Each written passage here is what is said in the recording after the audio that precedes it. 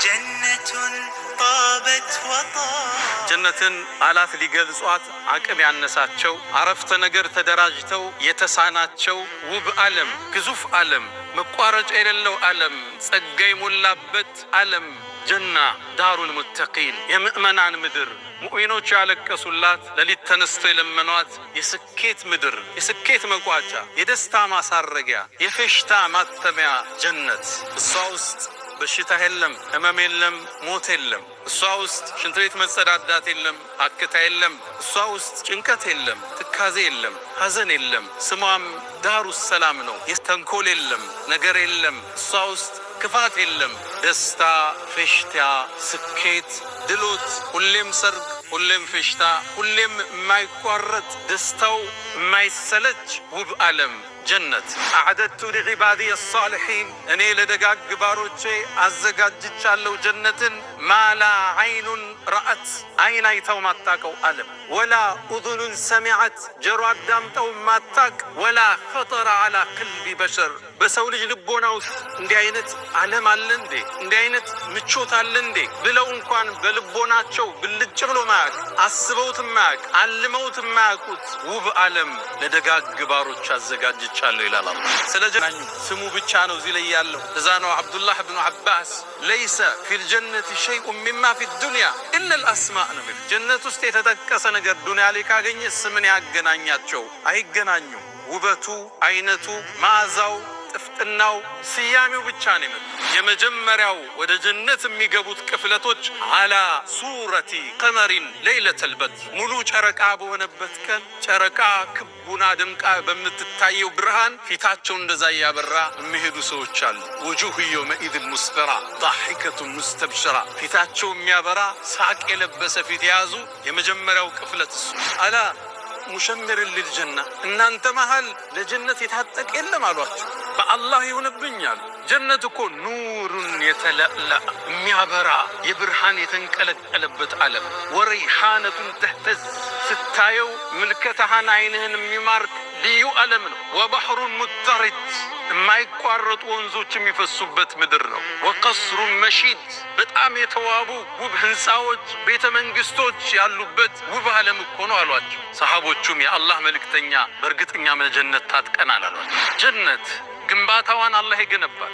ለቢነቱ ሚን ዘሀብ ህንፃዎቿን ሲናገሩ ጡቦቿ አንዱ ከወርቅ ነው ሌላኛው ከብር ነው የሁለቱ ማያያዣ ሚስክ ነው ይላሉ ነብዩ አለይሂ ሰላቱ ወሰለም። አላህ በረቀቀው ጥበቡ ያሳምራል አስውቦ ዲዛይን ያደረጋል አሳምሮ የሰራት ጀነቱ አድንን አላህ ሰርቶ እንደጨረሰ አስዋባትና ተናገር ያላት አንድ ቃል ተናገረች ቀድ አፍለሐል ሙእሚኑን ይህን ጸጋ የሚያገኙት ሙእሚኖች ተሳካላቸዋል ጀነት ራሱ እያንዳንዱ የጀነት ሰው የራሱ የሆነ ዓለም አለው ግዙፍ ዓለም የራሱ ወንዞች አሉት የራሱ ቤተ መንግስቶች አሉት የራሱ የሆኑ ድንኳኖች አሉት የራሱ የሆነ ሰፊ ዓለም ግዛት ለአንድ ሰው ይሰጠዋል። ኢዛ ረአይተሁም ይላል እነዚህ ኸዳሞች ስታያቸው ሐሲብተሁም ይመስሉሃል ሉኡሉአን መንሱራ የተበተነ ሉል ነው የሚመስሉ የጀነት ሰዎች ሁሙል ሙሉክ አለል አስረቲል በይዳ ነጩ ዙፋን ላይ የተቀመጡ ነገስታቶች እነሱ ናቸው። ዛሬ ምናልባት መንገድ ላይ የምታየው ፓርክ የሚጠብቅ ጫማህን የሚያጸዳ ከጀነት ነገስታቶች አንዱ ሊሆን ይችላል።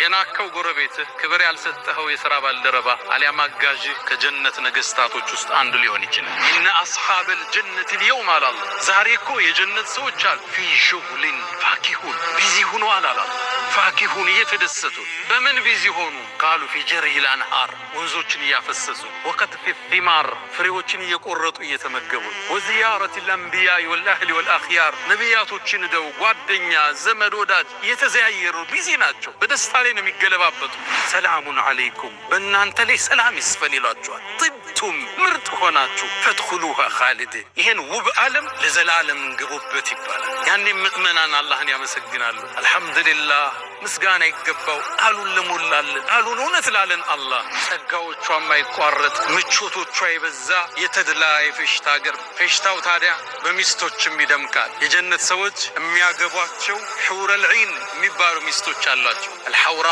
ሑረል ዒን ማለት አይኗ ሰፊ ሆኖ ነጩ በጣም የደመቀ ጥቁሩ በጣም የጠቆረ ሰፊ ውብ የውበትን ጥግ አላህ የሰጣት። አላህ ሲገልጻት ሉዕሉዕ መክኑን ተከድና ተሸፍና ለዓመታት የተቀመጠች ሉል ነው የምትመስለው ስትገልጣት። ይቺ የጀነት ሰዎች ባለቤት ነች። ሑሩል ዒን ውበቷን ነቢዩ ዓለይሂ ሰላቱ ወሰላም በአንድ ሐዲስ ይጠቅሱታል። ሰሒህ በሆነ ሐዲስ ላይ ወለው አነ እምረአተን ሚን አህሊል ጀነት እጠለዐት ዐላ አህሊል አርድ ወደ ምድር እኮ እንደ ፀሐይ የጀነቷ ሑሩል ዒን ብቅ ብትላሉ ለአዳአት ማ በይነሁማ ምድርና ሰማይ በብርሃኗ ትሞላው ነበር፣ በጸዳሏ ትሞላው ነበር። ወለመለአት ሪሐን ምድርን በውብ መዓዛዋ ታውደው ነበር። ደግሞ በጣም ለባሽ ነች። ወለለሲፉሃ ፊ ረእሲሃ ራሷን ጸጉሯን ሸብ የምታደርግበት መሐረቡ ብቻ ኸይሩን ሚነ ዱንያ ወማ ፊሃ ምድርና ምድር ከያዘችው ዋጋ በላይ ይመዝናል። ወነዘዕና ማ ፊ ሱዱሪሂም ምን ግል ጀነት ውስጥ ጥላቻ የለ፣ መቀናናት የለ። ደስተኛ ነች በባሏ ሌላ ቦታ በመሄዱ። እሷ ደግሞ የጀነት ሴቶች አይነታ የዱንያ ሚስቱ ነች።